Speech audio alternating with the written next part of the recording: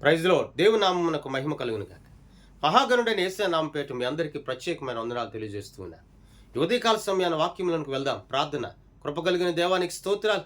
ఈ రోజున ప్రత్యేకముగా నీ వాక్కు విని గ్రహించే ఆసక్తి మాకు దాయిచ్చమని నడిపించమని యేసయ్య నామమున అడుగుచున్నాము తండ్రి.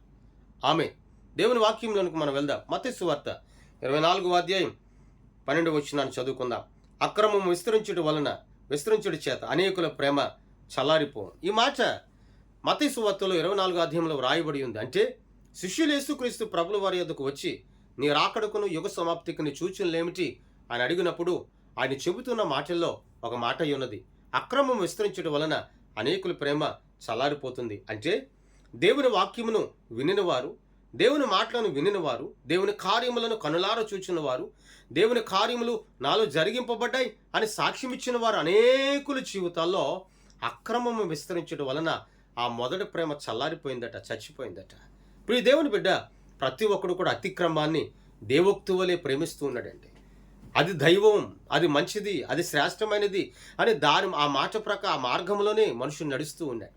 నేటి దినాల్లో ఎక్కడ చూసినా పాపం విస్తరిస్తుంది, చెడు విస్తరిస్తుంది, అబద్ధానికి చోటు ఉంది, మోసానికి చోటు ఉంది, మాయకు చోటు ఉంది, అపవిత్రమైన మాటలకు చోటు ఉంది, చూపులకు చోటు ఉంది. అందుకని మనుషుల్లో ఉన్న ప్రేమ, దైవికమైన ప్రేమ చల్లారిపోతుంది. అంటే వాక్యం హృదయంలో పనిచేయడం లేదంటే, వాక్యం విననీయకుండా భక్తిహీనత అనేది బిడలో ఉందంటే, వాక్యం విననీయలేనటువంటి భక్తిహీనత వారిలో నిలిచి ఉంది అంటే వారిలో దైవికమైన ప్రేమకు చోటు లేదు. ఈనాడు ఇంకా దేవుడు నిన్ను ప్రేమిస్తున్నాడు. నీవు పాపంలో ఉన్నావా, దుర్మార్గంతో ఉన్నావా, లోక సంబంధమైన క్రియలతో ఉన్నావా, లోక సంబంధమైన అపవిత్రతో ఉన్నావా, అయినను ఇంకా నిన్ను ప్రేమిస్తున్నాడు దేవుడు. రోమపత్రిక 5వ అధ్యాయంలో అంటాడు, మన పాపులమై ఉండగా ఇంకా ఆయన మనల్ని ప్రేమిస్తున్నాడట. ప్రియ దేవుని బిడ్డ, నీ జీవితంలో ఏ విధమైన పాపం ఉన్నా, ఏ విధమైన దోషం ఉన్నా, ఏ విధమైన అపవిత్రత ఉన్నా నా దేవునికి అప్పగించో, వాటన్నిటి నుండి విడుదల చేస్తాడు. ప్రేమ చల్లారిపోవటకు దేవుడు నిన్ను సజీవుడిగా ఉంచలేదే, ప్రేమ చల్లారిపోవటకు ఇంకా బ్రతికుంచలేదే.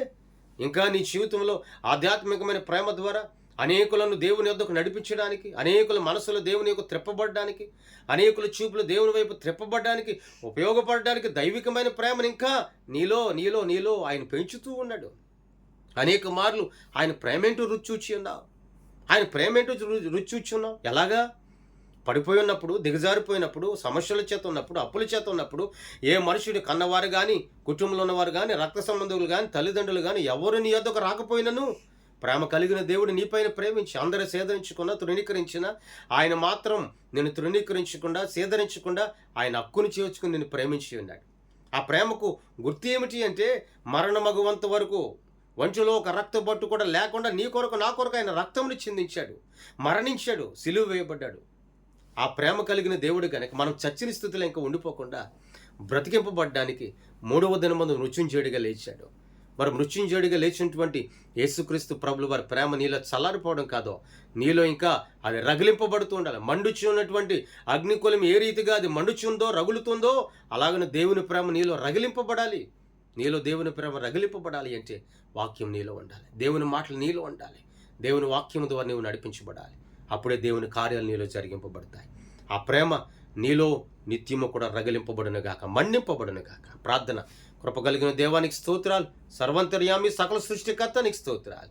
ప్రభు, అనేకుల ప్రేమ చల్లారిపోవును అన్నావు ప్రభు. చల్లారిపోవడం కాదు ప్రభు, వాక్కు ద్వారా మాలో ఇంకా దైవికమైన ప్రేమ రగిలింపబడుటకు సహాయం చేయండి. తోడై ఉండండి. నీ మహిమను బిడలపై ఉంచండి. నీ సన్నిధి మా చుట్టూ మీరు ఆవరింపు చేయండి, నడిపించమని యేసయ్య నామమున అడుగుచున్నాము తండ్రి. ఆమేన్. దేవుని కృప మీ అందరికీ తోడై ఉండి నడిపించునుగాక. ఆమేన్. మీ అందరికీ వందనాలు తెలియజేస్తాను.